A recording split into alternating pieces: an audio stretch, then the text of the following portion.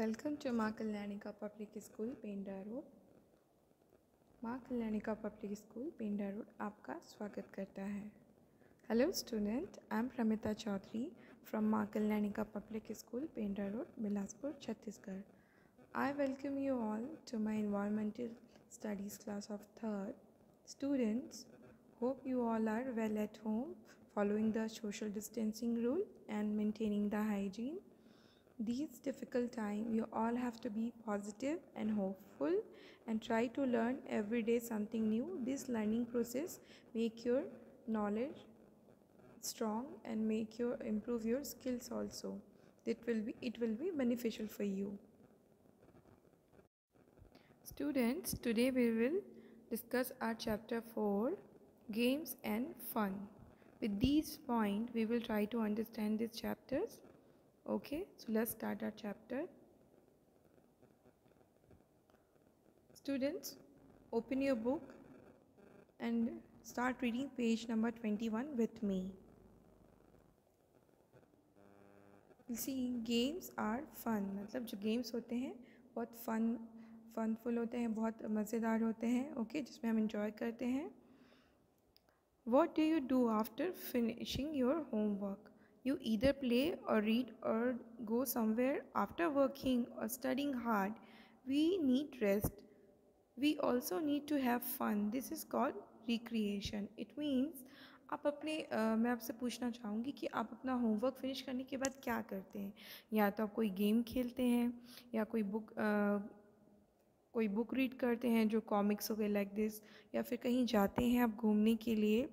और आपको पता ही है कि आफ्टर वर्किंग और स्टडिंग हार्ड, मतलब क्योंकि पढ़ाई करने से मेंटली प्रेशर होता है, और जो लोग बाहर काम करने जाते हैं, हार्ड वर्क करते हैं, उनके पास उसके बाद थोड़ा सा ज़रूरत होती है रेस्ट करने की ना. We need rest, also need to have fun, और थोड़ा सा इंजॉय करने की ज़रूरत होती है. फ़न जिसमें हम लाफ कर सकें, खुश रह सकें, जिसमें कि हमारा ब्रेन एकदम रिलैक्स हो सके और जो नेक्स्ट डे के लिए काम के लिए हम रेडी हो सके, और आप खुद को रिक्रिएशन में कि एकदम से रिफ़्रेश बना सके, ताकि हम नेक्स्ट डे का जो काम है या स्टडीज़ है उसको हम अच्छे से कर सकेंगे. क्योंकि अगर हम ज़्यादा हार्ड वर्क करेंगे, कंटिन्यूसली हम रेस्ट नहीं लेंगे, माइंड को रिफ़्रेश नहीं करेंगे, तो आगे के काम करने के लिए हमारे अंदर एनर्जी नहीं बचेगी. सो फिर से रिक्रिएट करने के लिए एनर्जी हमें थोड़ी देर के लिए रेस्ट लेना ज़रूरी है. लाइक दिन भर वर्क करते हैं तो शाम को कुछ अच्छी बुक्स पढ़ ली जिसमें आपको मज़ा आता है, या कोई गेम खेल लिया है ना, या टीवी देखा, या फैमिली के साथ टाइम स्पेंड किया, उनके साथ बातें की. तो इससे क्या होता है कि आपका माइंड रिफ़्रेश हो जाता है, और उसके बाद आप 8 आवर्स या 6 आवर्स का स्लीप लेते हैं. उससे आपकी बॉडी रिलैक्सड होकर आपका माइंड रिलैक्स होता है. नेक्स्ट डे के वर्क के लिए आप एकदम फिट हो जाते हैं और रेडी होते हैं कि जो भी टास्क मिलेगा आप अच्छे से कर सकते हैं. So let's start paragraph 2. Games and sports are physical activities. They keep us active and fit. जो गेम्स और स्पोर्ट्स एक्टिविटीज़ होती हैं वो हमें फिज़िकली फिट और एक्टिव रखती हैं. Hundreds of years ago, people in India played pachisi, a kind of board game. Later, people in England invented the game of Ludo, which was based on pachisi. जिसमें ये बताया जा रहा है कि पहले लोग रिलैक्स होने के लिए, मतलब जो पूरा दिन का काम हो जाता था फ्री टाइम पे, वो इंडियन लोग जो है पचीसी खेला करते थे. I will show the Pachisi game. ये इस तरीक़े का एक गेम होता था जो कि फर्श में भी ड्रॉ करके चॉक से, और ऐसे ये शेल्स लिया जाता था, और कुछ भी जैसे जो ये देखिए जो गोटियाँ बना के खेलते हैं, ये सारे कॉइन, मतलब कुछ भी लेके खेला जाता था. पचीसी एंजॉय करते थे 4 लोग मिलके. और बाद में लेटर ऑन इंग्लैंड में इसी के बेस्ड बाद में लूडो क्रिएट हुआ है ना. उसके बाद में लोगों ने इसे एज अ लूडो के नाम से जाना, और उसके बाद लूडो खेलना सबने स्टार्ट किया. So hope you understand our introduction कि हम अपने फ्री टाइम पे खेल खेलते हैं या घूमने जाते हैं या बातें करते हैं, ताकि हम फिट रह सकें और रिलैक्स रह सकें, और नेक्स्ट डे के जो काम है उसे कर सकें. और जो गेम्स और स्पोर्ट्स होते हैं वो हमें फिट रखते हैं फिज़िकली, है ना. और जो पहले के जो लोग हैं वो पचीसी खेला करते थे, लेकिन वो पचीसी बाद में जाके इंग्लैंड में इन्वेंट हुआ लूडो के रूप में, जिसकी फ़ोटोज़ मैंने आपको दिखाई। और next point is indoor and outdoor games. Indoor और आउटडोर मीन्स इंडोर मतलब जो घर के अंदर खेले जाते हैं, आउटडोर मतलब जो घर के बाहर खेले जाते हैं। Understand? Some games like ludo, chess, carom are played inside the house. They are called indoor games. Games like football and hockey are played out in an open ground. They are called outdoor games.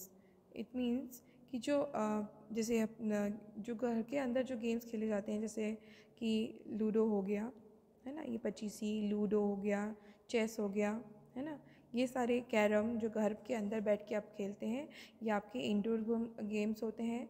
और जो games like cricket है ना, football, badminton, tennis, ये सारे जो game हो गए जो आउटडोर होते हैं, जो आप घर के बाहर जाके खेलते हैं।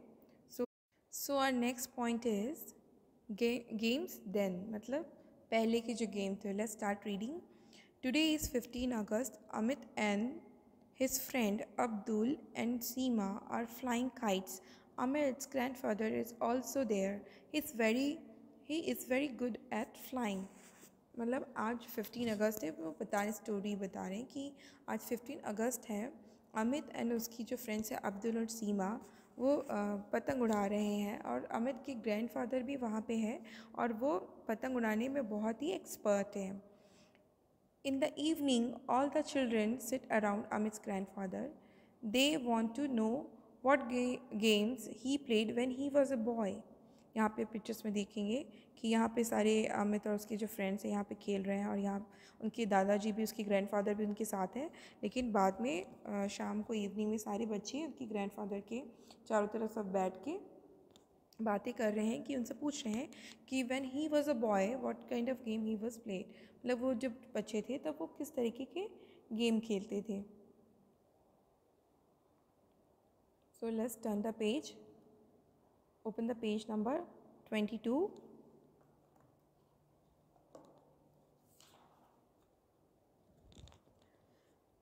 Let's start reading.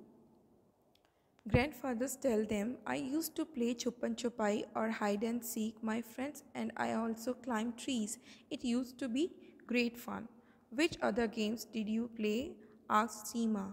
है ना, तो ग्रैंडफादर ने बोला कि जब हम छोटे थे तो हम छुपन छुपाई खेलते थे, और मतलब हाइड एंड सीक बोलते ना, कि लोग जाके बच्चे जाके छुप जाते हैं कोई, और एक जो फाइंडर होता है जो जाके काउंट करता है 1 2 3, फिर उसको जो फाइंड करना पड़ता है, चेस करना पड़ता है कि कौन पहले आउट होता है, तो छुपन छुपाई। और वो बहुत उनको अपने फ्रेंड्स के साथ ट्रीज़ में क्लाइंब करने का जो गेम था वो उसे बहुत पसंद आता था, उन्हें बहुत मज़ा आता था। उसमें देख रहे हैं कि वो बच्चे जो हैं ट्री को क्लाइंब कर रहे हैं, पेड़ के ऊपर चढ़ रहे हैं। फिर उसके बाद सीमा पूछती है which other games did you play, Seema, है ना, तो उसके ग्रैंडफादर बोलते हैं we also use to play kabaddi, kho kho, gulli danda, पिट्ठू एंड कंचे। तो उसके दादाजी बोलते हैं कि हम कबड्डी, खो खो, गुल्ली डंडा, पिट्ठू और कंचे खेलते थे। कंचे जो छोटी छोटी कांच की जो ना ग्लास की बॉल्स होती हैं, उसके हिट करते हैं एक बॉल से दूसरे बॉल को। Kho kho, I'll show some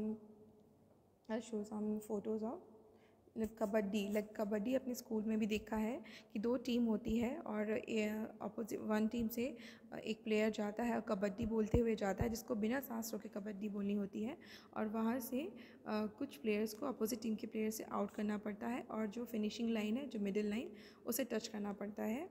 और लेकिन जो अपोजिट टीम होती है और जो चेज़ करने आता है आउट करने के लिए, उसे पकड़ के उसे रोका जाता है ताकि वो फिनिशिंग लाइन तक ना पहुँचे।